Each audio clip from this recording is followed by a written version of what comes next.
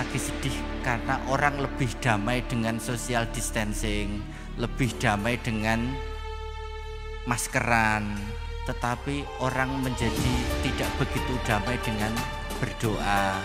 Orang tidak begitu damai dengan kehadiran Allah yang selalu melindungi. Saya kepengen Tuhan Anda tetap Allah Subhanahu wa Ta'ala yang selalu melindungi, selalu menjaga, walaupun Anda juga tidak boleh meninggalkan wasilah-wasilah seperti ini. Tapi yakinlah ini makomnya wasilah, segala sesuatu tidak ada pada wasilah tapi ada di woya.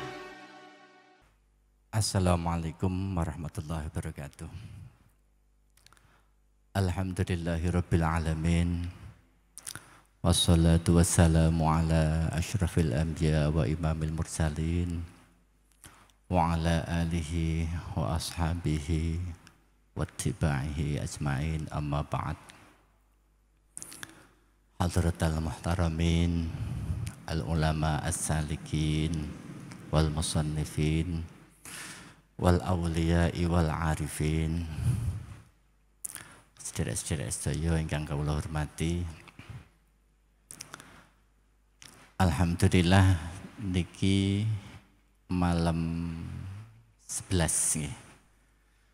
Malam 11 kita masih bisa istiqomah melaksanakan darusan walaupun dengan situasi streaming online.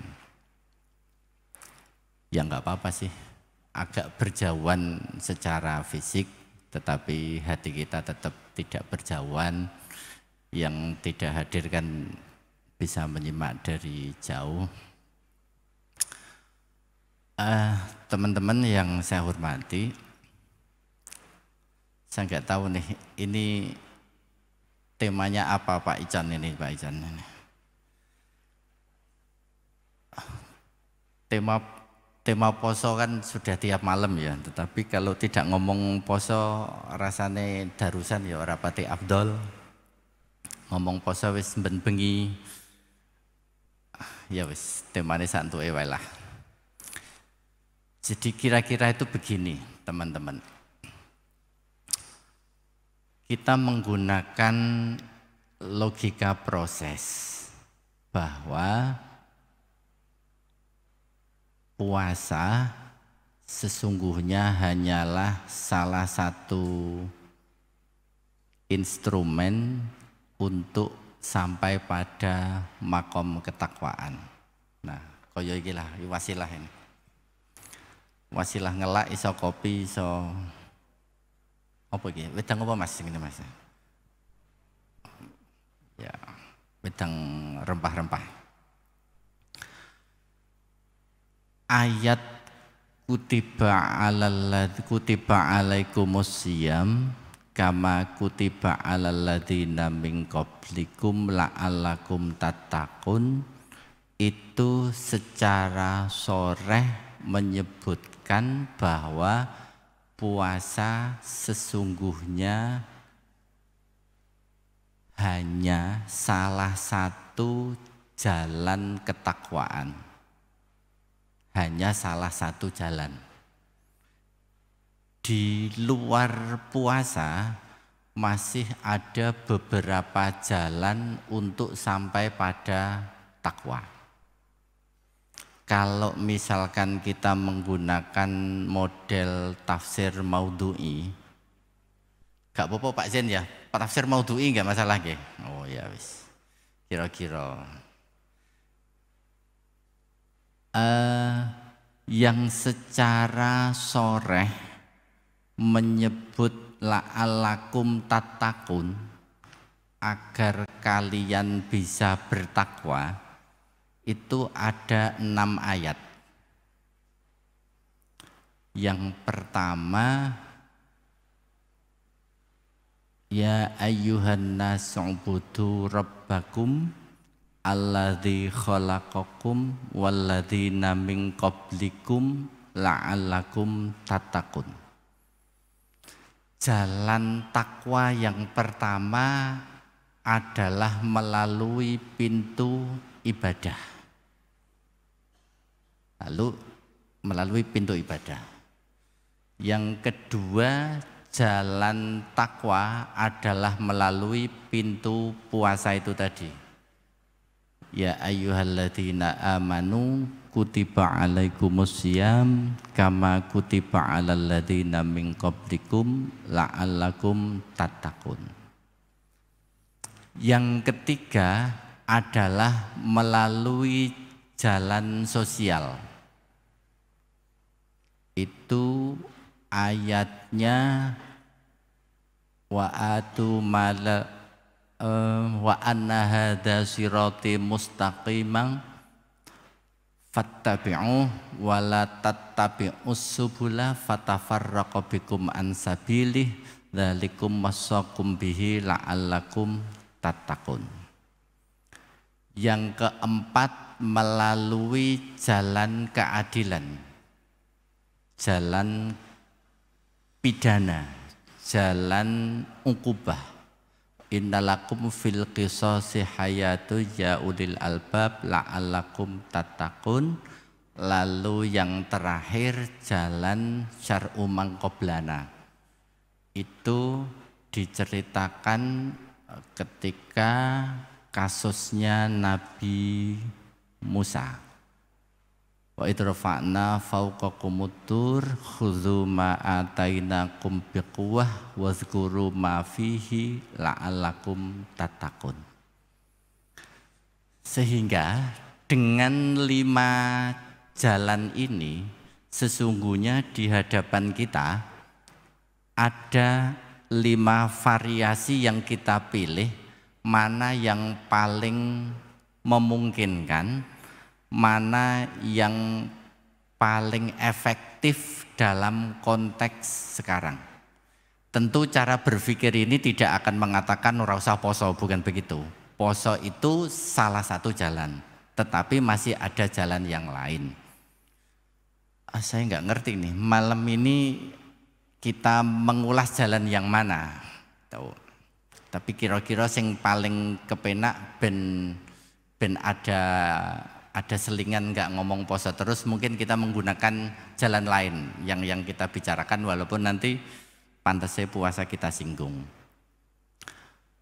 Saya kalau mau harus memilih jalan yang paling substansial, sesungguhnya melalui jalan ibadah. Ya ayyuhan nasu'budu rabbakumul ladzi khalaqakum walladzina min qablikum la'allakum tattaqun. Di situ perintahnya u'budu rabbakum. Beribadahlah, ngibadao ning pangeranmu sing gawe seliramu lan wong-wong sadurungmu supaya awakmu dadi takwa. Maka kata kuncinya adalah ibadah.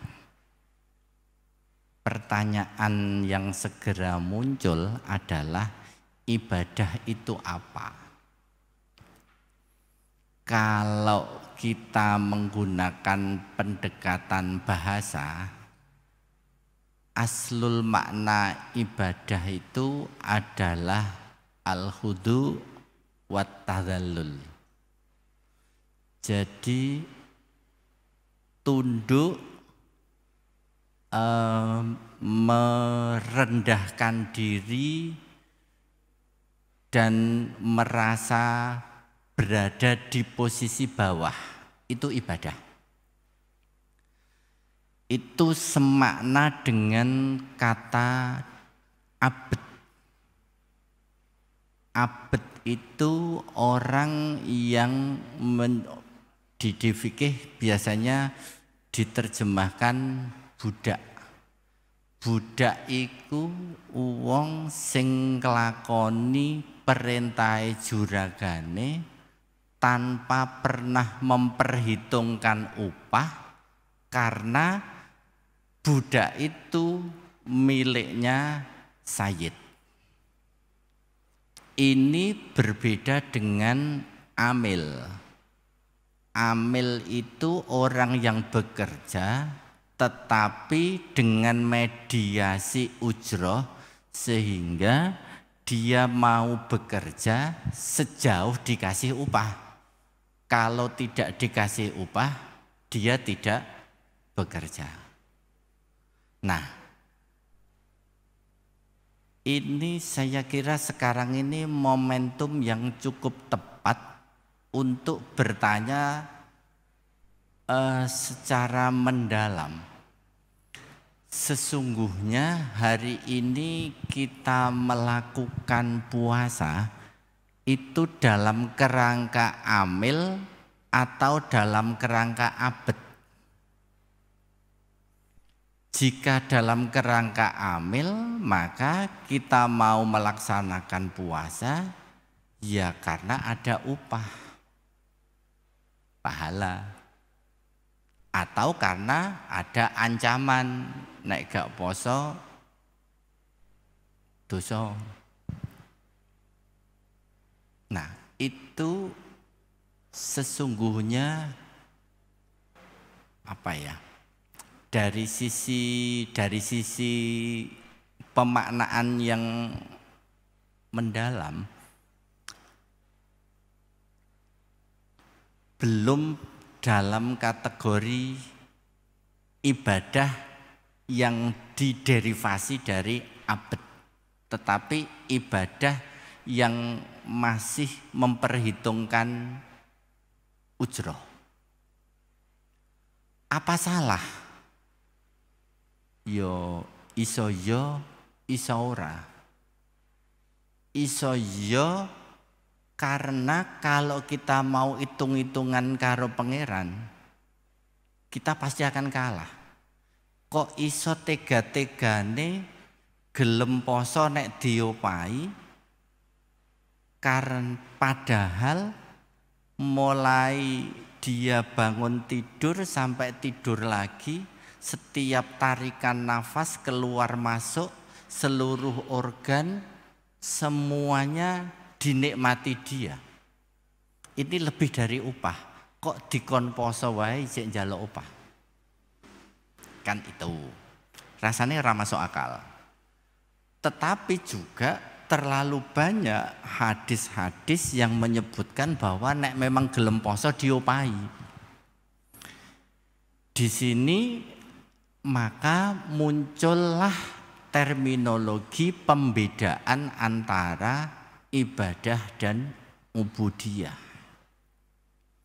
Ibadah itu orang yang mau tunduk terhadap Allah tapi masih ada intermediasi upah. Entah itu berbentuk ajr atau berbentuk iqab. Tetapi orang yang melakukan ketaatan kepada Allah tanpa intermediasi ajr dan iqab itu masuk di kategori ubudiyah. Sudah naik satu kelas dari ibadah ke ubudiyah. Proses selanjutnya kalau sudah ke sini masih ada satu trap lagi yang bisa dimasuki, yaitu namanya al-ubudah. Jadi ibadah, ubudiyah dan al-ubudah.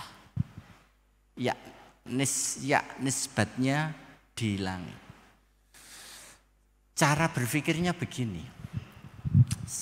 Mohon izin saya menggunakan beberapa kerangka tafsir, tetapi yang cukup mempengaruhi saya tafsir Kabir Imam Fakhrur Razi sama tafsirnya Al-Alusi Haqaiqut Tafsir. Dua itu sebagian di Al-Qurtubi sebagian. Tetapi cara berpikirnya begini. Alam ini kita selalu menyebut terdiri dari dua unsur. Ada yang kasat mata, ada yang tidak kasat mata. Ana sing ketok, ana sing ora ketok. Sing ketok itu orang menyebutnya jasmani atau rohani. Imam Ar-Razi menyebut alam syahadah sama alam ghaib. Al-Hallaj menyebut alamul mulki dan alamul malakut. Banyaklah beberapa istilah itu. Artinya bahwa kita disodori dua realitas, ada alam yang nampak, ada alam yang tidak nampak. Nampak dan tidak nampak itu ukurannya apa? Ukurannya adalah indera. Nek angger ketok dingeti jejer-jejer ngene iki, ini namanya alam syahadah. Di level alam syahadah bahwa darusan malam ini yang datang sedikit karena kebijakan social distancing. Ya, tetapi ketika kita mengaktifkan alam gaib, yang datang banyak. Banyak ini yang datang. Jika kita mengaktifkan alam gaib. Nah, maka ketika kita ibadah juga harus mendistancingkan juga ini kita ibadah dalam kerangka alam syahadah atau alam gaib. Kita ibadah dalam konteks alamul mulki atau alamul malakut.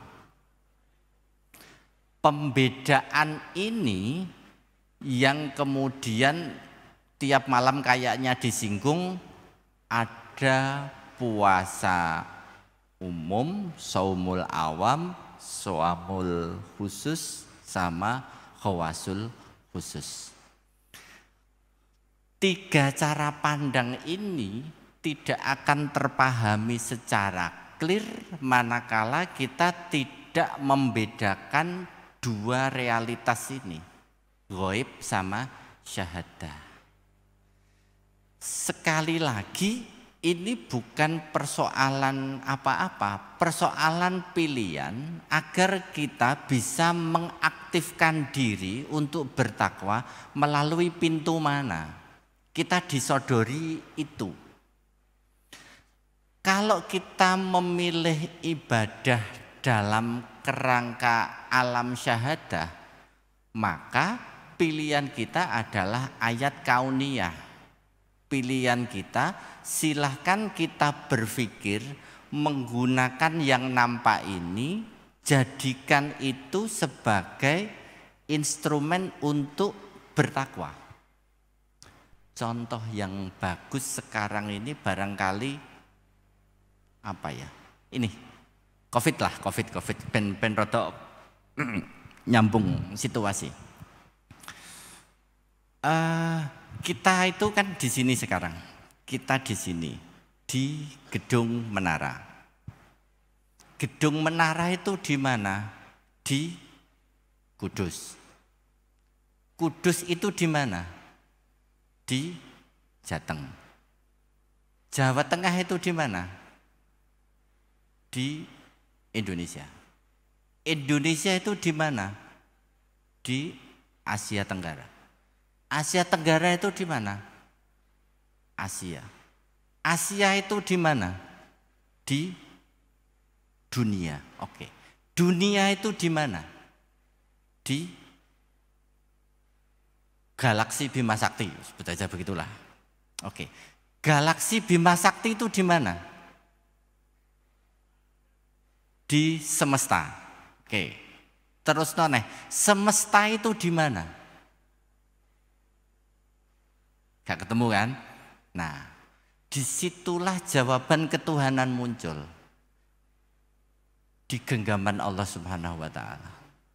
Kalau kita berpikir ke atas, sing gede-gede. Sekarang berpikir yang cilik-cilik. Kita di sini, ya. di gedung menara. Kita di sini itu terdiri dari apa saja? Yo, ono gedung, ono bangku, ono minuman dan macam-macam. Oke, dicilik meneh ke tubuh. Oke. Sebagai sing digi contoh sapa ta iki para pati ketok kebenteren lampune. Dandus. Dandus apa cipta iki contone? Ya, sing nang ngarepan dandus. Oke. Dandus itu terdiri dari apa? Ya, ada tubuh, ada tangan, ada macam-macam. Oke. Kita ambil tubuhnya dandus itu, tapi kan kita ngomong sing alam syahadah, kudu sing ketok. Tubuhnya dandus itu terdiri dari apa? Dari daging, tulang, darah, sembuh, usus dan macam-macam terserah landus. Oke. Ususnya dandus terdiri dari apa? Teko sel, teko opo macam-macam. Terus meneh. Engko ujungnya terdiri dari apa? Materi. Materi terdiri dari apa? Dari atom. Atom terdiri dari apa? Inti atom. Inti atom terdiri dari apa? Orang iso jawab kan? Tasih iso jawab. Entek. Pengetahuan kita habis. Terakhir pasti kita tanya, inti atom pecah proton neutron. Iya, oke. Itu terdiri dari apa? Mesti ra iso jawab. Disitulah ketahanan kita muncul. Oh iya. Nek ana barang secili iku, mosok iya ana dhewe. Mesti ana sing gawe. Terus rasa terima kasihmu karo sing gawe apa? Mosok poso njaluk opah. Begitu loh. Jadi iktibar alam syahadah itu begitu. Hari ini dulu orang membayangkan wong sing negara sing kuat itu kan sing duwe nuklir. Iso ngebom sing gede-gede gitu. Ternyata dinyai pangeran, dunia hari ini kacau tuh kan bukan karena sing gede. Karena Covid. Covid itu makhluknya kaya apa toh? Kan yo nek dibesarkan ke 2 juta kali seperti itu. Iya, tapi virus Covid itu terdiri dari apa? Mbok terus-terusnya itu akhirnya kita ya memang Rabbana ma khalaqta hadza batila. Kita enggak bisa hanya berpikir yang besar lalu melupakan yang kecil. Kalau dengan nuklir sing kena hanya beberapa negara, tetapi dikirim Covid sing kena seluruh negara. Dan ini makhluk cilik. Kita lebih kalang kabut dengan makhluk yang kecil dibanding makhluk yang besar. Nah, ini contoh cara berpikir jika menggunakan alam syahadah. Poso juga akhirnya begitu.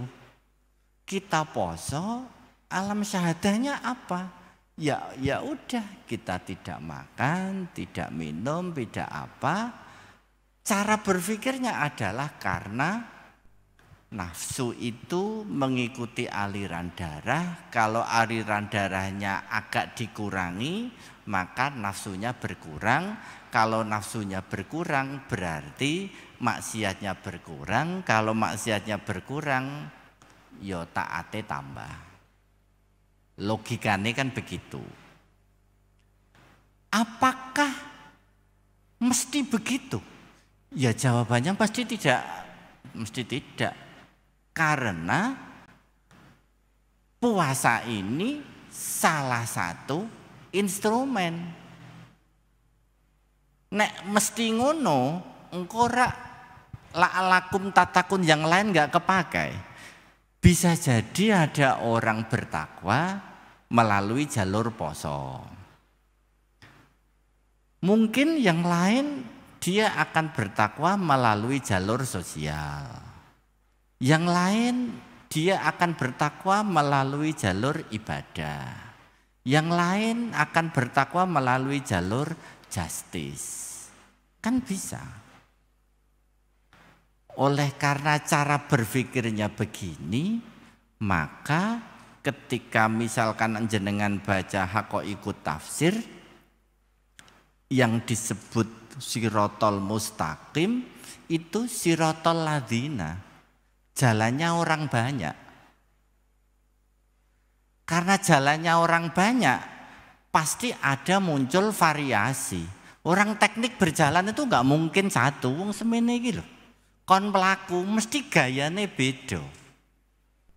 Nah, dan itu dibenarkan. Jadi jalan yang benar itu ya Sirotol Ladzina, jalannya orang banyak. Orang banyak dengan sekian kekayaannya sendiri itu memunculkan variasi.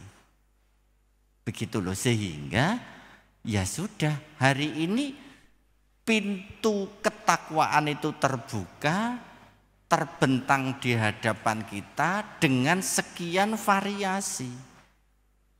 Kalau ada orang berpuasa di alam syahadah kok dia masih kurang ajar, ya sangat mungkin beri dia kesempatan untuk bertakwa melalui jalan yang lain. Kaya cipta nu muni poso temenanan aku ora ngandel. Jujur cepat aku ora ngandel. Ya mungkin manusia kayak cipta ini takdirnya dia bertakwa tidak melalui jalur puasa, mbah melalui jalur mungkin dia nek wis ndelok dekor itu terus marifat ngene kan ya mungkin. Iya, karena kita dikasih banyak ragam. Jadi dengan cara seperti ini kita tidak bisa nuding wong hanya dengan salah satu parameter. Karena memang parameternya banyak. Itu baru ngomong syahadah sing ketok. Belum lagi kalau kita menggunakan jalur ubudiyah mengaktifkan alam ghaib. Alam ghaib itu wih gayane kaya ya dongeng unine kitab. Alam tapi nek sing iso silahkan dilihat. Sing iso. Alam sing syahadah itu orang al-khalas lah saya menggunakan itu. Beliau menyebut itu nasut. Tadi sudah kita selesaikan. Nah, yang ghaib itu dibagi menjadi 3 kelas. Ada malakut, ada jabarut, ada lahut. Tapi aku nggak ngerti ini tepat atau tidak cerita seperti ini gitu.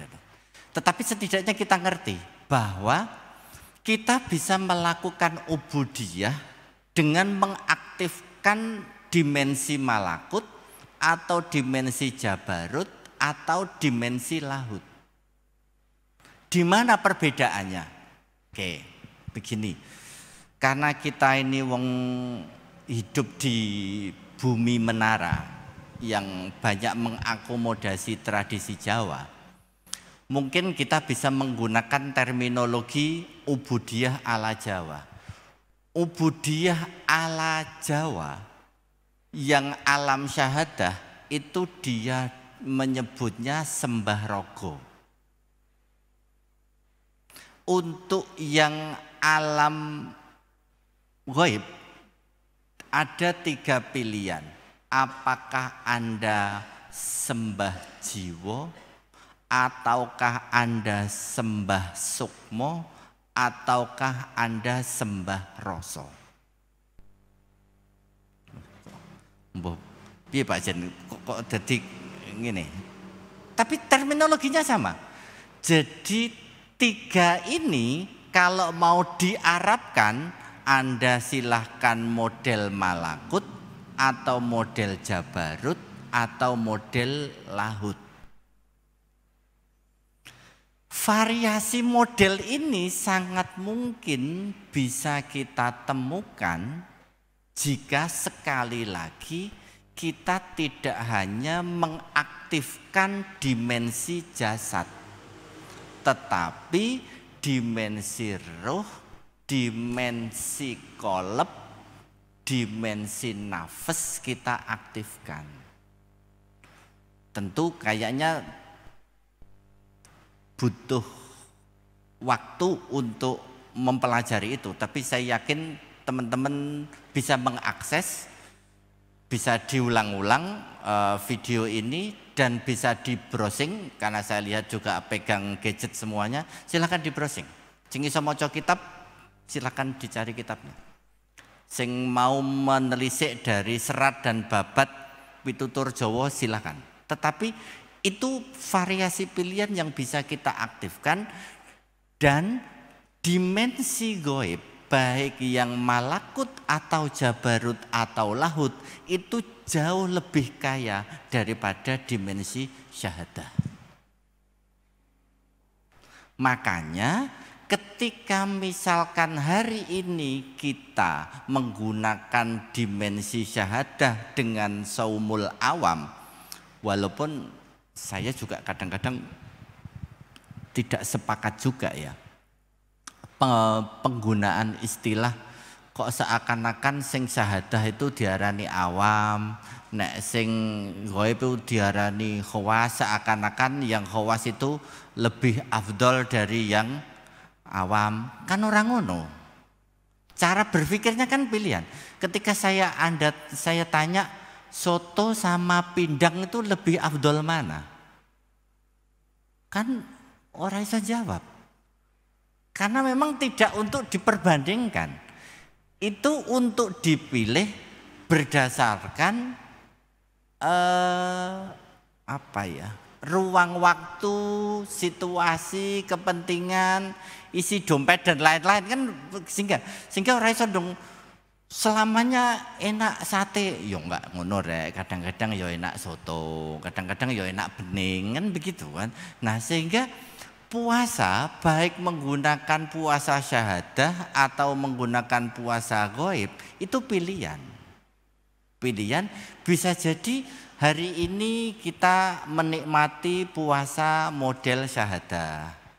Besok kita menggunakan puasa model malakut.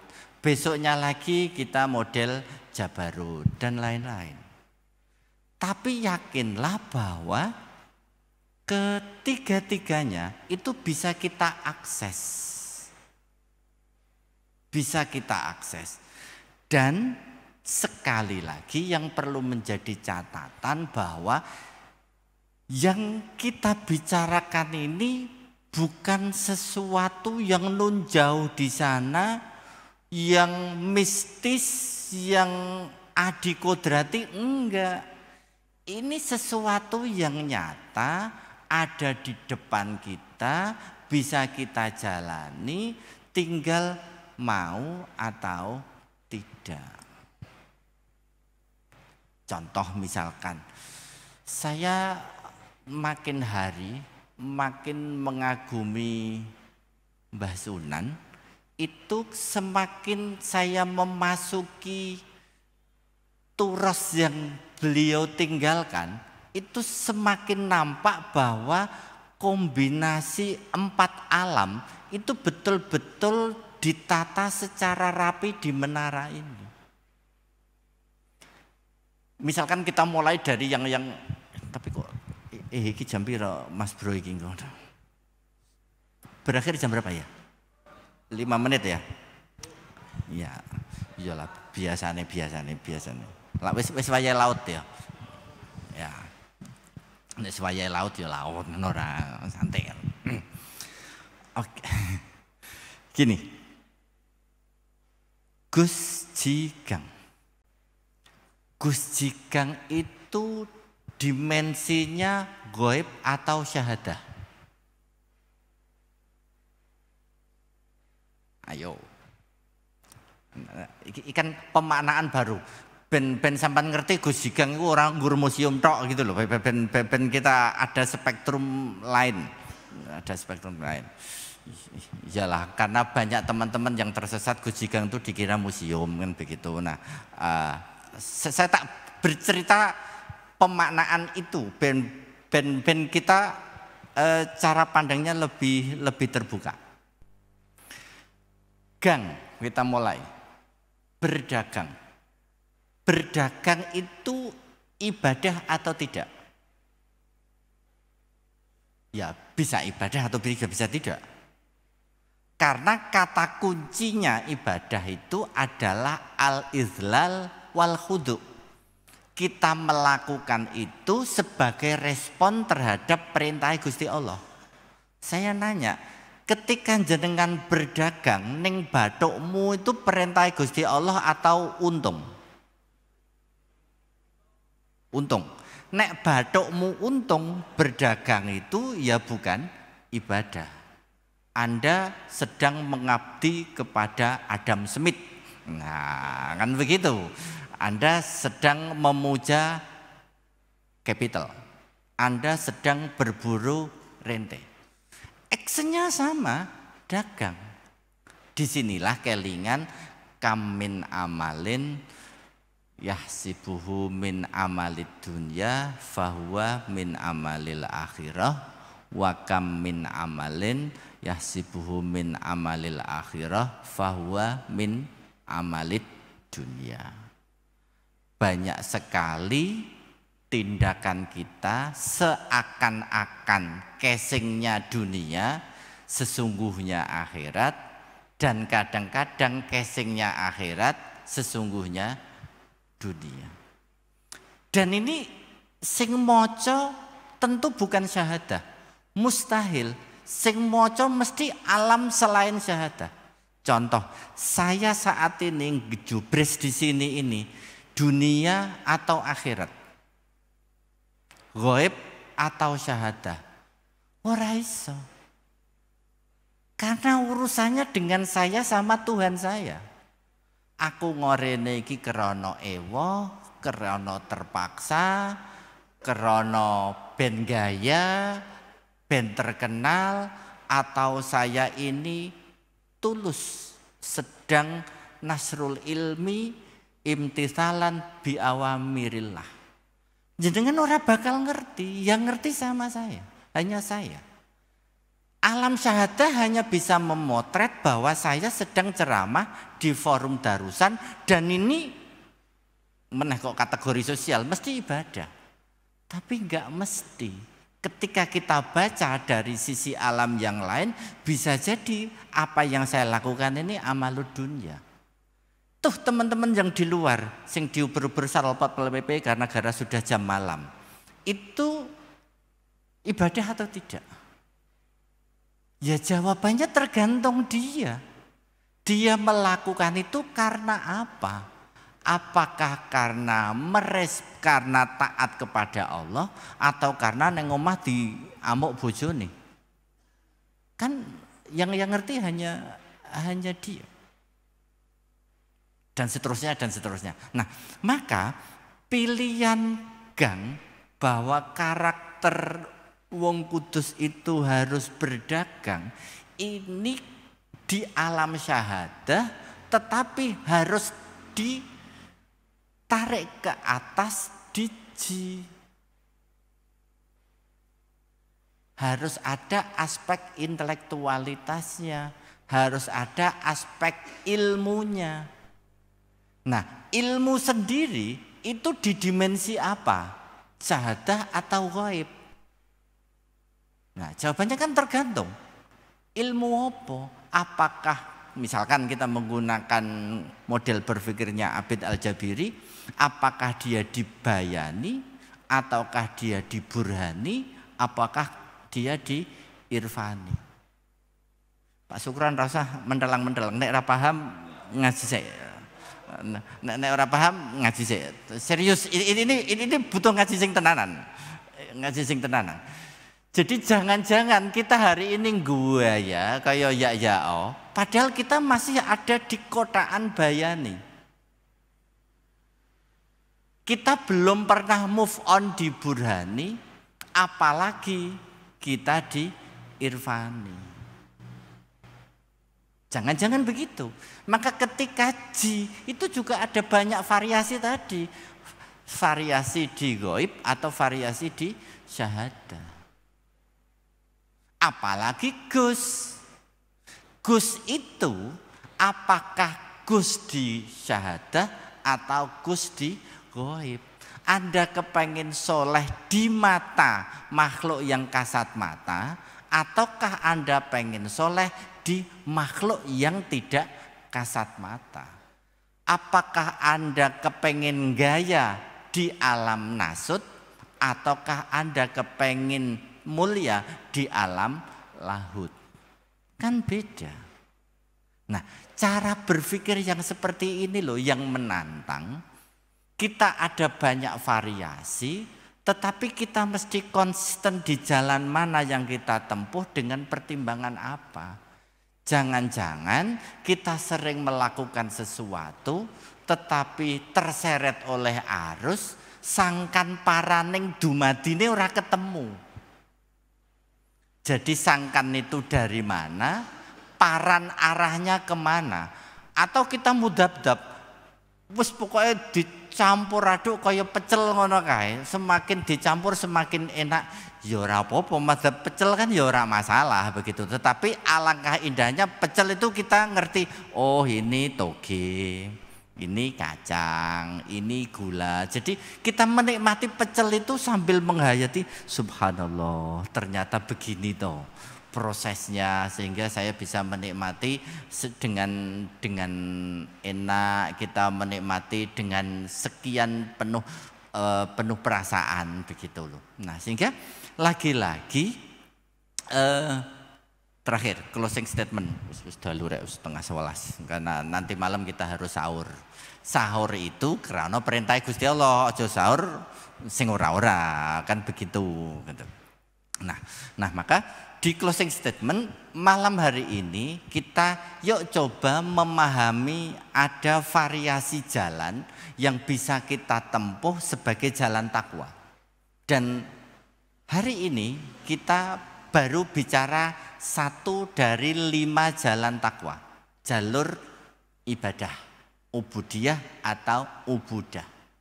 Kita menapaki jalur nasut atau jalur malakut, jalur jabarut atau jalur lahut. Wes pokoknya silahkan setelah ini Anda baca kitab itu alam opo kabeh, cara mengkreatnya bagaimana, cara masuknya bagaimana, cara menikmatinya bagaimana. Yuk sekali-kali refreshing lah, mumpung wayah social distancing, itu saat yang paling ya cukup tepat lah untuk melakukan refleksi yang agak mendalam tentang siapa diri kita, biar yang kita kenal bukan hanya yang fisik, yang material, tapi kita juga sedikit berkenalan dengan ruh, sedikit berkenalan dengan sukmo, sedikit berkenalan dengan kolab, sedikit berkenalan dengan fuad, sedikit berkenalan dengan akal, sedikit berkenalan dengan fikir, kira-kira begitu. Sehingga pilihan-pilihan ini yo sekali tempo pentol itu ya oleh, tapi sekali-kali hamburger sing rodok berkelas, tapi nek hamburger terus ya sekali-kali sego pecel gitu loh. Sehingga hidup itu penuh makna. Ben nanti engko nek maca Fatihah, ketika kita maca siratal ladzina an'amta alaihim itu merasuk sampai hati, karena yang disebut jalan yang benar itu adalah siratal ladzina, dalane wong akeh an'amta sing jenengan paringi nikmat. Jadi dalane wong akeh sing kepenak, ora dalane wong akeh yang maghdub sing uring-uringan, dan ora dalane wong akeh sing dolin sing tersesat. Jadi ya kita menapaki jalan yang enak-enak saja dengan mengaktifkan seluruh instrumen yang diberikan kepada Allah pada kita. Bisa menggunakan ayat yang gede-gede, kita ngomong semesta, atau kita ngomong sing ayat sing cilik-cilik kuman. Kita juga bisa ngomong ayat yang nampak, kita juga bisa ngomong ayat-ayat yang tidak nampak. Kita pilih berdasarkan selera kita pilih berdasarkan kemampuan kita pilih berdasarkan skala kebutuhan.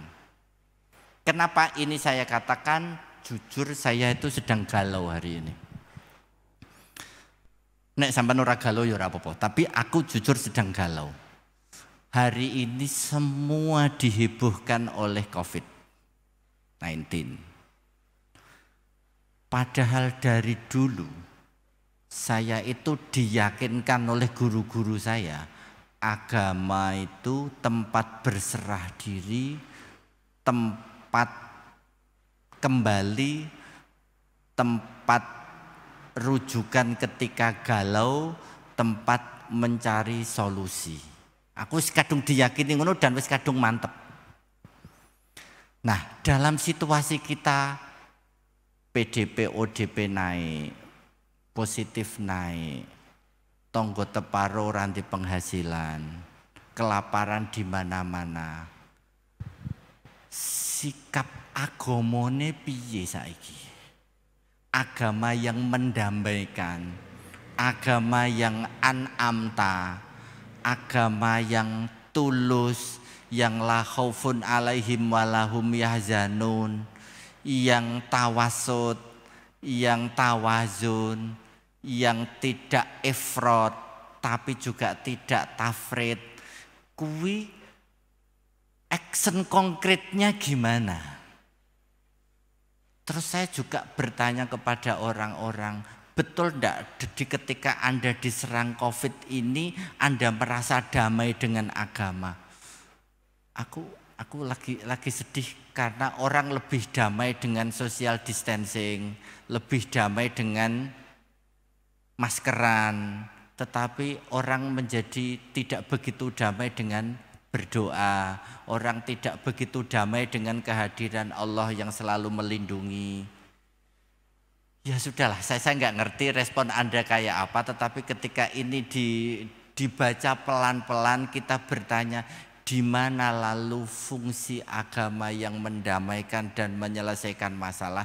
Saya menjadi prihatin karena saya belum bisa menghasilkan sesuatu yang membuat manusia damai dalam situasi dihajar virus kayak begini. Saya tidak kepengen Tuhan Anda berubah menjadi sabun, Tuhan Anda berubah menjadi social distancing, Tuhan Anda berubah menjadi masker dan lain-lain. Saya kepengen Tuhan Anda tetap Allah Subhanahu wa Ta'ala yang selalu melindungi, selalu menjaga, walaupun Anda juga tidak boleh meninggalkan wasilah-wasilah seperti ini. Tapi yakinlah ini makomnya wasilah, segala sesuatu tidak ada pada wasilah tapi ada di goya. Saya kepengen menghadirkan itu, tetapi action konkretnya kayak apa, monggo masing-masing kita bisa merumuskan, masing-masing kita bisa bertanya kepada hati yang paling dalam. Kira-kira itu poin di Ramadan ini. Mungkin malam 11 ini kita menemukan, kalau tidak ditemukan di 11 ya mungkin ditemukan di 12 dan seterusnya. Semoga dengan ketulusan hati kita, dengan ketulusan pikiran kita, dengan ketulusan kita bersujud bersimpuh di hadapan Allah Subhanahu wa Ta'ala, kita bisa menemukan jalan terang, bisa menghadirkan agama yang mendamaikan, bukan agama yang terseret oleh situasi. Kira-kira seperti itu teman-teman, Bapak sekalian, sahabat-sahabat yang sedang di rumah menyimak. Semoga ini refleksi yang tidak seberapa, tetapi semoga Allah menghadirkan tetesan hidayah, tetesan kesadaran dalam diri kita, sehingga sesuatu yang tidak seberapa ini bisa sedikit membuka ruang cakrawala kita untuk berbuat yang lebih baik. Wal afu minkum wallahul muwaffiq ila aqwamit thoriq. Assalamualaikum warahmatullahi wabarakatuh.